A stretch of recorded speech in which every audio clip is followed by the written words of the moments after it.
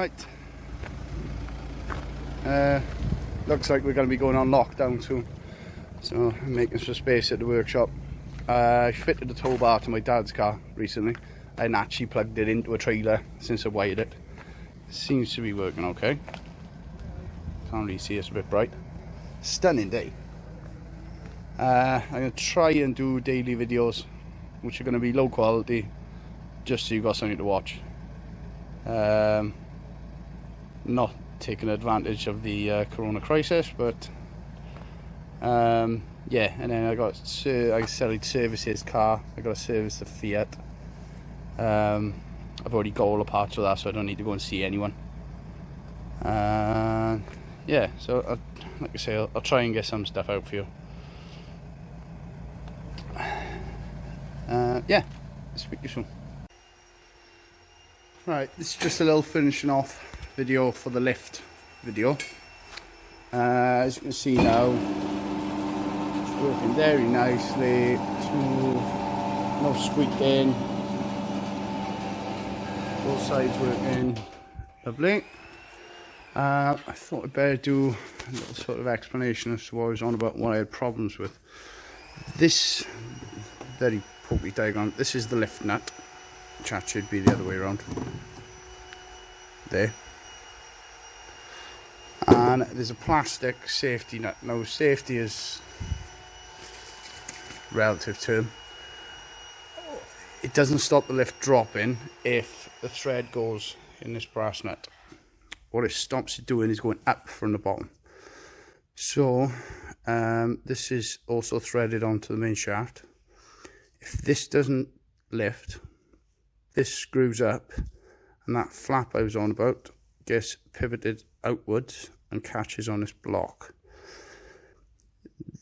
These are screwed into the lift nut, but these are smooth, so the lift nut, the safety nut, can move up and down on those bolts. When I got it all back together, the problem I was having was these bolts had bent, and also this plastic safety nut had distorted slightly. So when he tightened everything fully tight, it just sees solid on the threaded shaft. And it turned out what was happening is when you tightened everything up, the lift nut was staying straight and the safety nut was being pivoted round, thereby locking on. Took me ages to work out what was going on with this.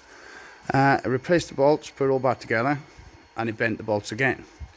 Eventually what I did was drill the holes out in this plastic safety nut by 1mm to 11mm, which then gave enough, I want to say slop, but it's not slop, that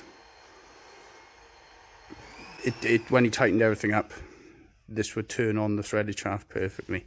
Now, I was on about this piece of threaded bar. The threaded bar is attached to the safety nut, comes up here,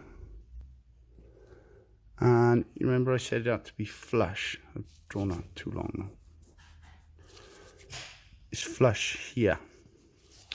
Now, if you get wear on the threads of the lift nut, this moves closer, thereby pushing that threaded bar out, and that threaded bar can't be more than 2mm sticking out of this little bracket.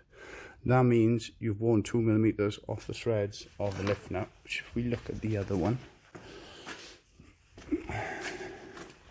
here,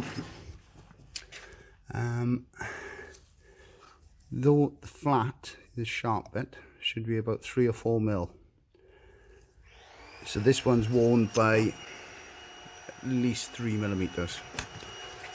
So if it was set up right, this threaded bar would have been fitted, sticking out by 3mm. What it basically means is you can wear half the thread away off one of these brass nuts, and it'll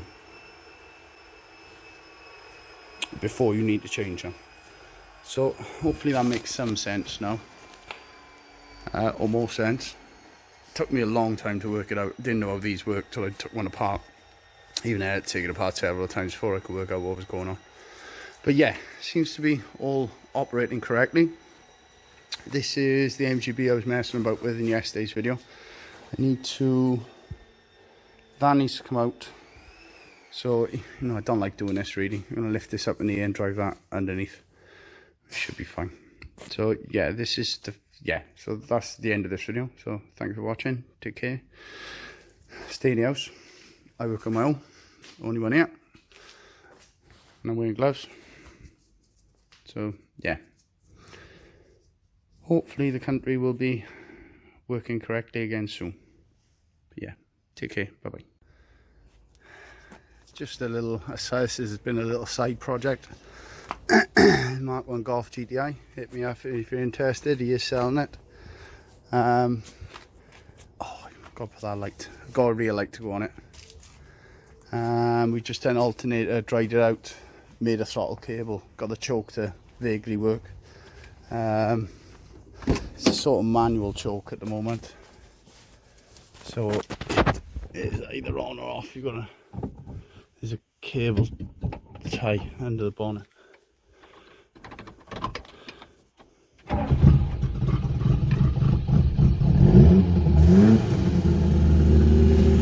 It's a bit wobbly. It's got, turn that off. Oh, we did stuff for, oh, you put that carpet back in, just like hold it. Put new plastic sliders on the seats where they go in the rails so they're less wobbly. It's got all the max power bits on the current motor wheels. We've got the centre caps for them. The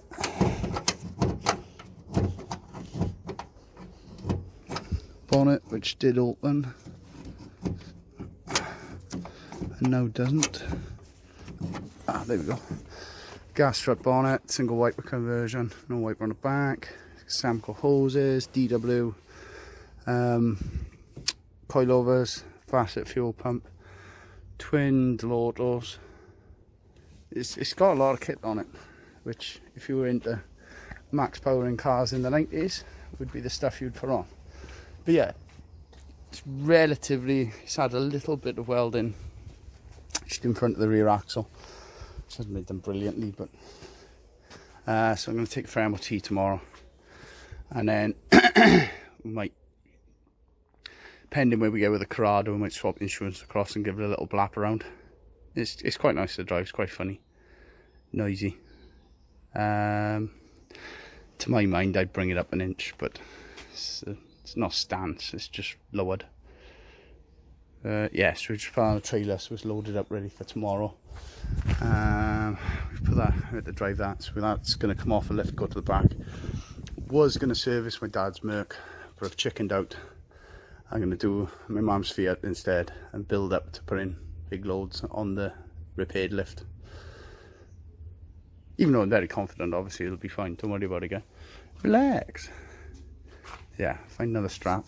Obviously when it goes on the road it'll have 4 straps. A Low Recovery City on Facebook. Strap police. Yeah, I'm gonna have to take the van because ramps will not slide under this car, it's too low. So I'll need to take the van to have the ramps in the back. But yeah, well, I like it.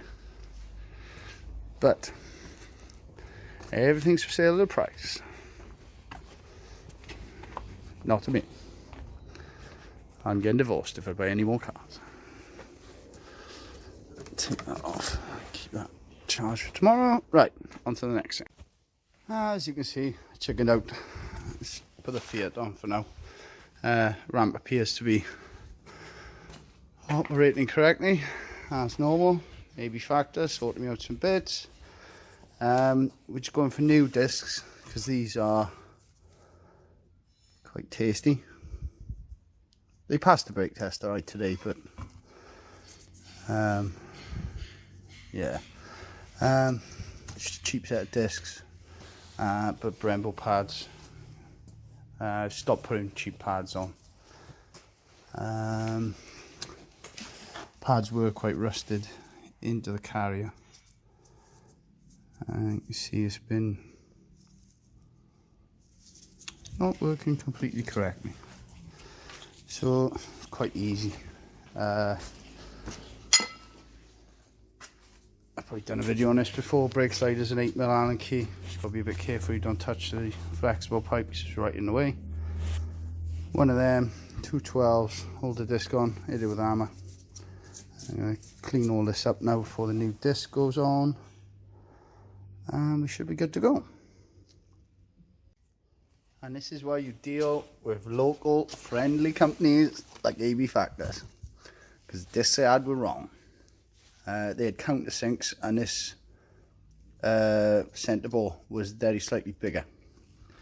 So I bought these months ago, because I buy everything at the same place, no problem, swap them over.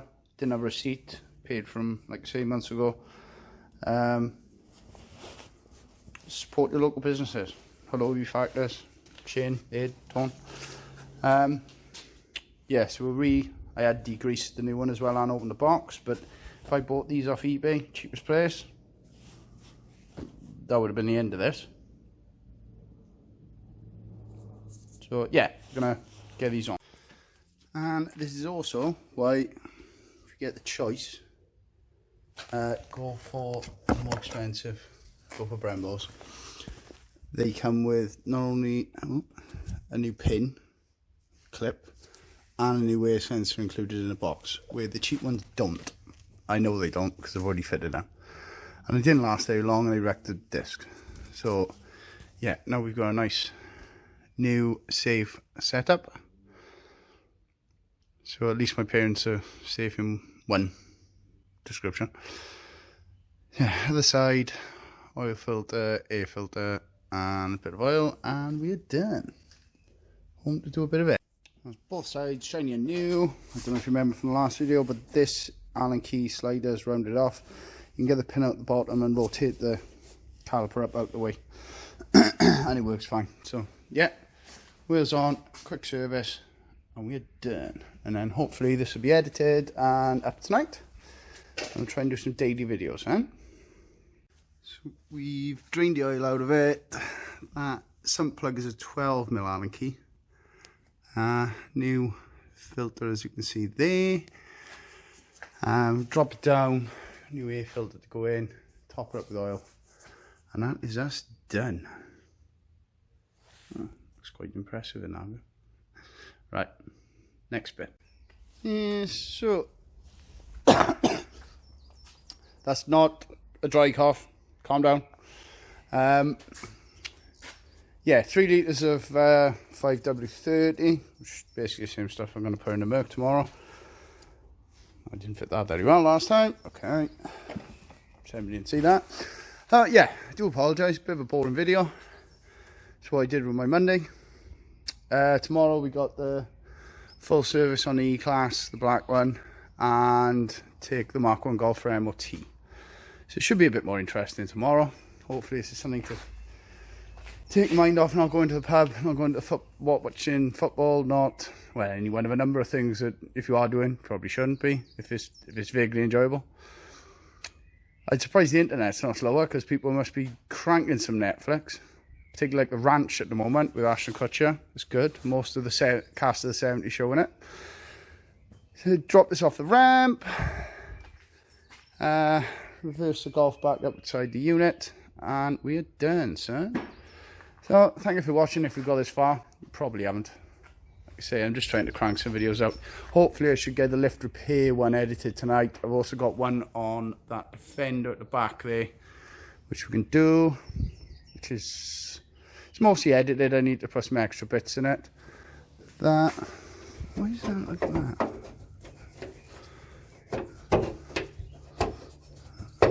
Don't think it makes a massive amount of difference, but there we go. Excellent. Alright, like I say, thank you for watching. Stay safe, stay home, take care, bye bye.